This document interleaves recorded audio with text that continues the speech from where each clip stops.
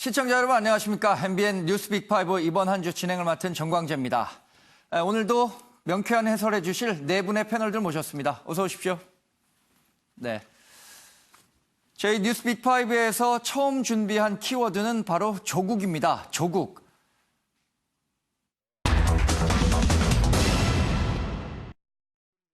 어떤 분이 법무부 장관이든가가 사실은 검찰개혁의 핵심 중에 하나입니다, 사실은. 누구를 임명하실 것인지. 되신다면. 여러분, 우리 조국 교수님 어떻습니까? 그런데, 예, 농담이 아니고요. 실명은 거론 안 하셨고 저를 농담처럼 말씀하셨습니다만 저는 자리 욕심이 딱 하나 있습니다. 뭐냐? 롯데 자이언트 구단주입니다. 그 외에는 자리 욕심이 없습니다. 빼주시고요. 조국 수석이 혹시 이제 정치에 나갈 것이냐, 뭐 이런 이제 거칠은 그런 여론도 많습니다. 예. 저는 조국 수석에게 무슨 정치를 권유하거나 할 생각은 전혀 없습니다. 이런 권력 기관들에 대한 개혁, 이것이 이제 가장 중요한 임무 중에 하나이죠. 이제 법제화하는 과정이 남아 있는데 예, 그런 작업까지 성공적으로 이렇게 맞춰주기를 저는 바라고 있습니다. 제가 말씀드린 키워드 조국은 사랑하는 나의 조국 이런 조국이 아니라 지금 청와대에서 민정수석을 맡고 있는 조국 수석과 관련한 얘기입니다. 조국 수석의 거취를 둘러싼 여러 가지 말들이 나오고 있고요.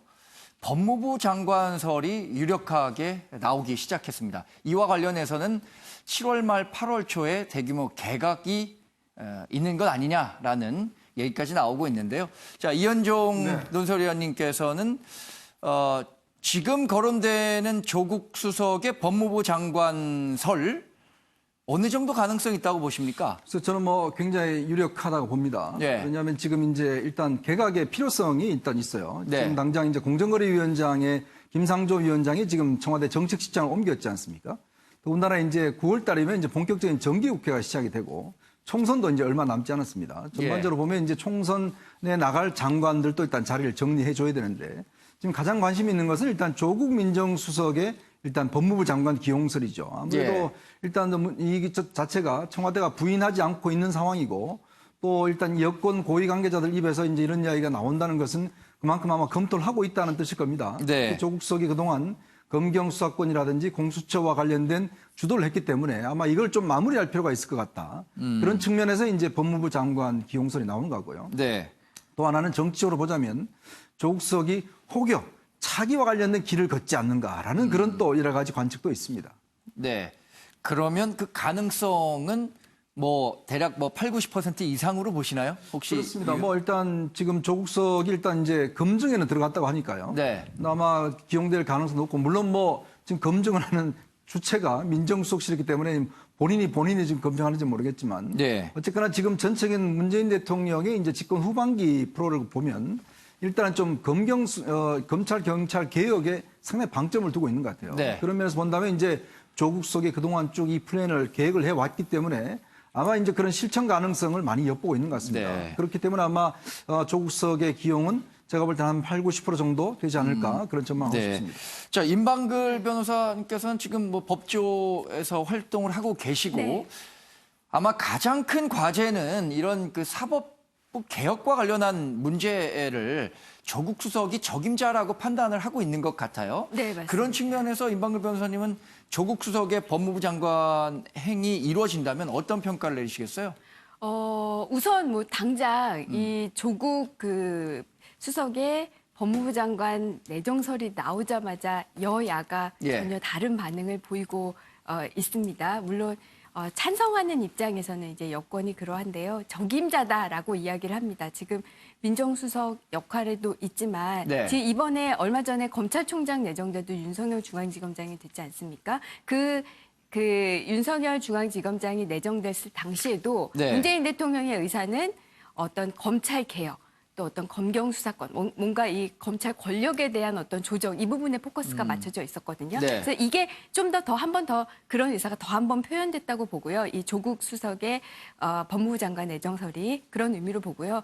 지금 현재 상황에서 법무부 장관의 조국 수석만큼 이 윤석열 중앙지검장과 함께 네. 이 검찰 개혁을 같이 해줄 수 있는 사람이 저는 솔직히 잘 떠오르지 않습니다. 그래서 여당에서는 이거 뜬금없는 얘기 아니다. 뭐 충분히 가능한 얘기다라고 이야기가 나오는 게 지금까지 보여줬던 어떤 대통령의 의사나 조국 수석의 어떤 행보, 언행들 이런 것에 어떤 정도 일치하기 때문에 뭐 대통령 입장에서는 적절한 뭐 인사다 네. 이렇게 평가가 됩니다. 자, 이 한 걸음 더 나아가서요. 조국 수석이 법무부 장관 이후에 문재인 대통령이 민정수석을 거쳐서 대통령 후보가 되고 대통령이 됐던 것처럼 이른바 뭐 리틀 문재인 조국의 성공 신화 뭐 이런 것들을 여권에서는 생각하고 있는 건 아니냐라는 예측까지 좀 나오고 있어요. 하재근 평론가님께서는 여권에서 제기되는 이른바 뭐 리틀 문재인론, 조국 수석에 대한 이런 커다란 기대감에 대해서는 어느 정도 근거가 있다고 보십니까? 이제 박지원 의원 같은 분이 지금 예. 조국 수석이 사실상 대권의 길로 가고 있는 것이 아니냐. 예. 그 민주당이라든가 현 청와대 여권에서는 조국 수석을 차기 대권 주자로 사실상 지금 키우고 있는 거 아니냐. 네. 그런 이야기하고 세간에서도 그 조국 수석이 굉장히 이 청와대를 대표할 정도로 유명 인사가 된 거잖아요. 네. 야권에서도 계속 공격하고 있는데 그 자리를 지키고 있고 더 나아가서 지금 장관 물망에까지 오르고 있다는 것은 상당 부분 키워지려는 의도가 있는 것이 아니냐. 이렇게 볼 수도 있는데 또 한편으로는 조국 수석 자체가 정치적인 행보를 하겠다. 네. 뭐 정치 권력을 잡겠다. 이런 쪽으로는 계속해서 선을 긋고 있고 물론 이제 대권에 대해서는 말을 한 적이 없고 총선에 대해서만 말을 했지만 그럼 나중에 대권에 대해서는 말을 한 적이 없으니까 대권은 나겠다. 이러기에도 지금까지 보인 그 모습이 정치에 대해서 거리를 보인 모습이 약간 조금 대권하고 이어지지 않는 측면도 있고 문재인 대통령도 조국 수석한테 뭐 정치하라고 권할 생각은 없다. 네. 이런 말도 했었기 때문에 지금 시점에서 조국 수석이 나중에 어디 선거에 나올 것이다. 뭐 총선이 됐건 대선이 됐건 간에 그런 걸 예측하기는 좀 어려운 것 같고 다만 문재인 대통령이 우리나라 검찰 권력의 문제에 대해서 굉장히 문제의식이 과거부터 네네. 많았던 것 같고 참여정부 당시에도 그렇고 참여정부가 끝난 다음에 노무현 전 대통령 수사받는 과정에서도 그렇고 검찰 권력에 대한 굉장한 불신감이 쌓여와서 이것을 개혁을 해야 된다. 법무부를 뭐 비검찰화 해야 되고 네. 근데 또 검찰 장악을 하지 않으면서도 검찰을 완전히 풀어주면 안 되고 또 문민 통제는 해야 된다. 네. 그럼 장악은 하면 안 되지만 통제는 해야 되고 애매하지 않아요, 이게. 이러한 애매한 그 생각을 하는 가운데 코드가 아마 그 조국 수석하고 과거에 대화하면서 네. 코드가 딱 맞았던 것 같고 그래서 그 정도 선에서 그러니까 검찰개혁 선에서 지금 조국 수석의 역할을 문재인 대통령이 기대하는 것이 아닌가. 그러니까 지금 시점에서는 그 정도로 볼 수 있을 것 같습니다. 많은 분들이 이제 대통령이라는 최고 권력자가 되기 위해서는 개인의 권력 의지도 굉장히 중요하다라고 평가를 하는데 아직 조국 수석은 그런 단계로까지의 이 의사를 한 번도 표현한 적은 없죠. 이현종 의원님 말씀하실 게 있다고 하셨으니까. 네, 일단 사실은 이제 검찰 개혁 문제를 이야기를 하면 네. 어떤 면에서 보면 그 정권 초기 때는 좀 이야기가 될 수 있습니다. 근데 지금 같은 경우는 이미 안 자체가 다 나와서 국회로 넘어가 있는 상황이에요. 지금 네. 검경 수사권 독립이나 그다음에 이제 지금 공수처 설립이라든지 사실 그렇기 때문에 법무부가 특별히 더 할 일은 없습니다.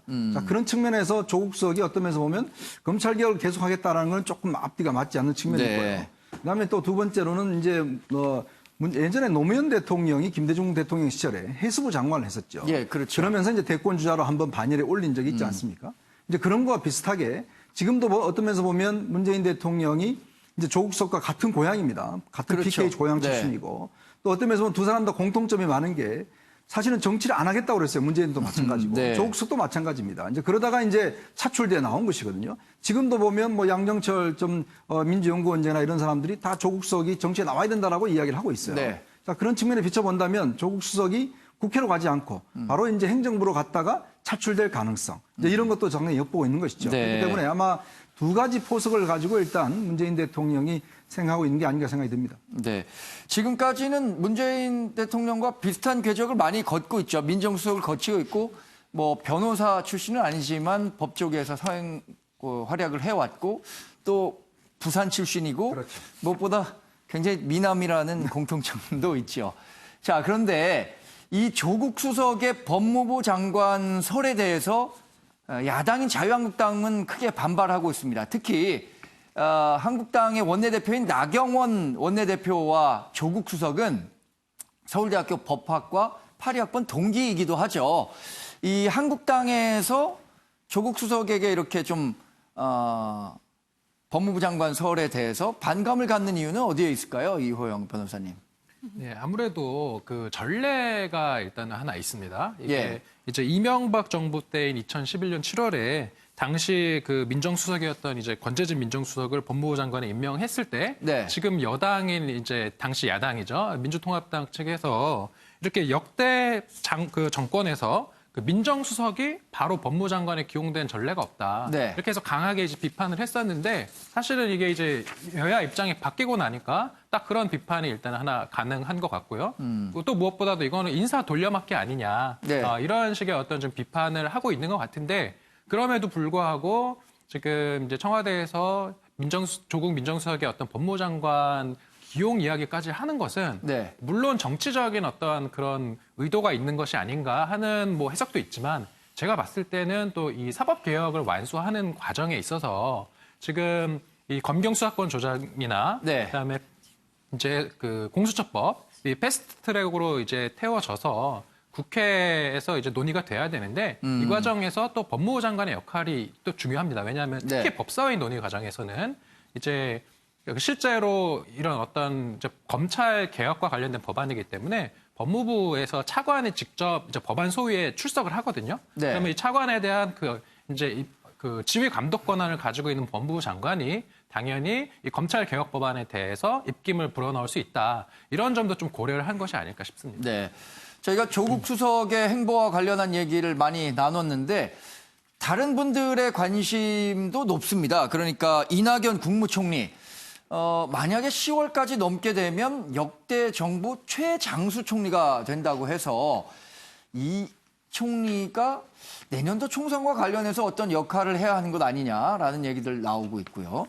지금 김현미 국토부 장관도 내년 원래 정치인 출신이고 저기 총선 출마에 물음표를 달아놨는데 오늘 오전에 이미 총선 출마 자신의 지역구에서 하겠다라고 의지를 밝혔어요. 그러면 결국에는 7월 말 8월 초에 개각 규모가 좀 커질 수도 있지 않겠느냐라는 얘기들이 나오고 있는 거죠, 이 네, 의원님. 꽤 아마 커질 것 같아요. 지금 보면 일단 이훈혜 그 교육부 장관 네. 같은 경우도 이제 지금 지역구가 일산 쪽이거든요.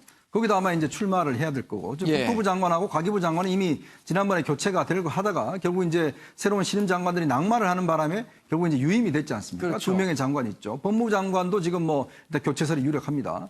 자, 그렇다고 보면 이제 이 장관들 교체폭이 꽤 커질 것 같고 더군다나 이제 국무총리 같은 경우에 네. 일단 장관들 재청 권한이 있지 않습니까? 그러면 예. 이낙연 총리가 아마 총선에 전에 나올 거라는 것은 거의 확실한 것 같아요. 그리고 지금 여당에서도 사실상 이낙연 총리가 나와서 어떤 면에서 보면 총선의 얼굴 역할을 해야 된다. 네. 그래야지만이 이제 대권 주자로서의 어떤 가능성이 있다라고 하기 때문에. 근데 이제 문제는 언제쯤 나올 거냐는 거죠. 왜냐하면 이게 총리 인준 같은 경우는 굉장히 어떤 면에서 보면 어렵고 또 국회가 정기국회가 9월 달에 시작되지 않습니까? 네네. 그러면 정기국회 시작되기 전에 지금 하기는 굉장히 시간적으로 촉박하거든요. 네. 그러면 정기국회 끝난 다음에 할 수가 있는 거고.